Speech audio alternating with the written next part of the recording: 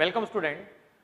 आज हम टॉपिक की शुरुआत कर रहे हैं करंट इलेक्ट्रिसिटी की। महाराष्ट्र स्टेट बोर्ड का एक ऐसा टॉपिक जिसका अच्छा खासा वेटेज मिलेगा आपको।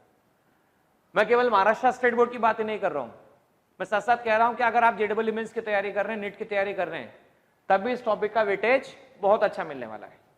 देखो, आपने 11th क्लास में स्टेट बोर्ड महाराष्ट्र की किताब में कुछ बातें पढ़ी थी, और जो बच्चे 12th एनसीईआरटी या सीबीएसई बोर्ड पढ़ रहे हैं उनके लिए भी ये टॉपिक बहुत महत्व रखता है, क्योंकि कंसेप्ट कहीं डिफरेंट नहीं होते हैं, लैंग्वेज में थोड़ा बहुत डिफरेंस आता है स्टूडेंट्स। तो 11th class Maharashtra state board में आप क्या क्या पढ़ चुके हैं, थोड़ा सा एक बार रिकॉल कीजिए। आप करंट पढ़ चुके हैं, करंट की डेफिनेशन पढ़ चुके हैं, पोटेंशियल के बारे में पढ़ चुके हैं, पोटेंशियल डिफरेंस के बारे में पढ़ चुके हैं। आपने रजिस्टर्स को सीखा, रजिस्टर का टाइम के साथ टेम्परेचर के साथ में वेरिएशन देखा। उसके बाद आपने ओम्स लॉ सीखा था, Ohm's law V = IR। Ohm's law सीखने के बाद R मतलब रेजिस्टेंस के बारे में और डिस्कशंस हुए थे हम लोगों के। हमने series combination of resistance, parallel combination of resistance, इन सब के बारे में जानकारी इकट्ठी की थी। तो देखो, जब भी हमें रेजिस्टेंस के इक्विवेलेंट निकालने होते थे तो हम दो टाइप के कॉम्बिनेशन ज्यादा यूज करते थे, पहला सीरीज, दूसरा पैरेलल। अच्छा, सीरीज और पैरेलल यूज करने के बाद में हमने मिक्स्ड कॉम्बिनेशन भी देखा था, मिक्स्ड कॉम्बिनेशन। तो देखिए, series combination, parallel combination, mixed combination. कहानी वहां तक खत्म होने के बाद अब नई कहानी 12th क्लास में शुरू होती है कि अगर सीरीज और पैरेलल कॉम्बिनेशन से सर्किट इजीली सॉल्व ना हो, कॉम्प्लेक्स नेटवर्क डेवलप हो जाए, तो कॉम्प्लेक्स नेटवर्क के डेवलप होने पर आप उसे कैसे सॉल्व करें। तो इस चैप्टर में इंट्रोडक्शन पार्ट में मैं आपको ये डिस्कस कर रहा हूं कि हम आगे क्या क्या सीखने वाले हैं। हम सीखेंगे कुछ बेसिक डेफिनेशंस को नेटवर्क की, जिसमें यहां हम देखेंगे नेटवर्क किसे कहा जाता है, ब्रांच किसे कहते हैं, जंक्शन क्या होता है।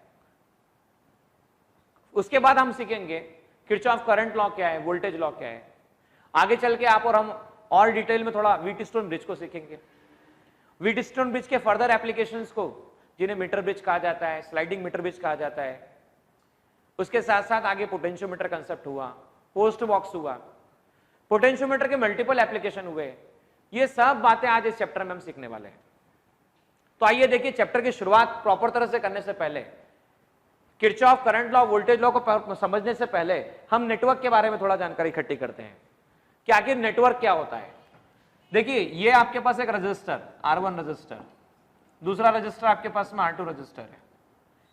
मान लीजिए एक बैटरी है, प्लस माइनस इसका EMF E1 है।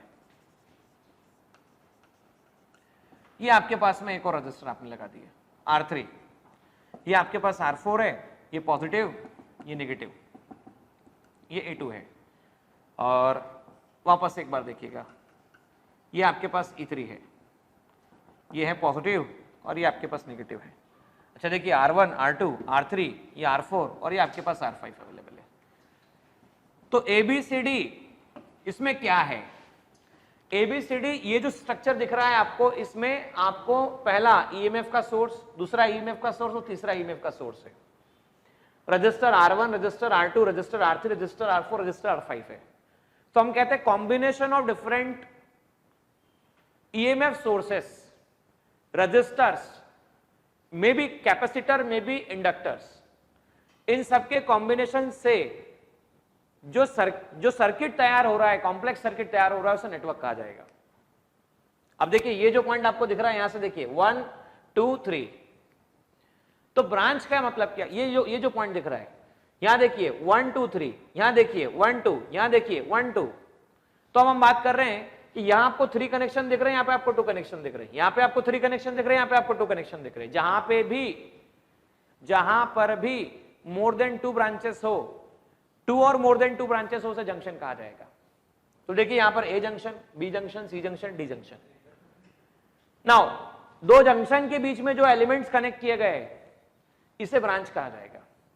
दो जंक्शन के बीच में ब्रांच, दो जंक्शन के बीच में ब्रांच, दो जंक्शन के बीच में ब्रांच।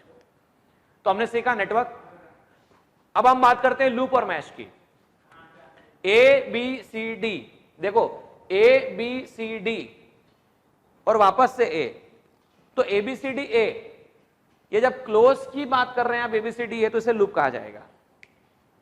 और मैश समझिए, मैश ABCD, ए में ABC A, ACD A, ABC A, ACD A।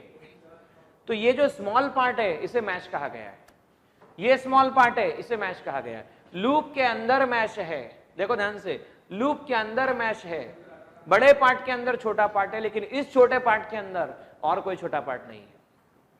भाई लूप के अंदर मैश है, बड़े पार्ट के अंदर छोटा पार्ट है, लेकिन इस छोटे पार्ट के अंदर और कोई छोटा पार्ट नहीं, तो सबसे छोटा पार्ट कहलाएगा मैश। ये बात समझने के बाद आइए अब हम शुरुआत करते हैं Kirchhoff current law and Kirchhoff voltage law के बारे में।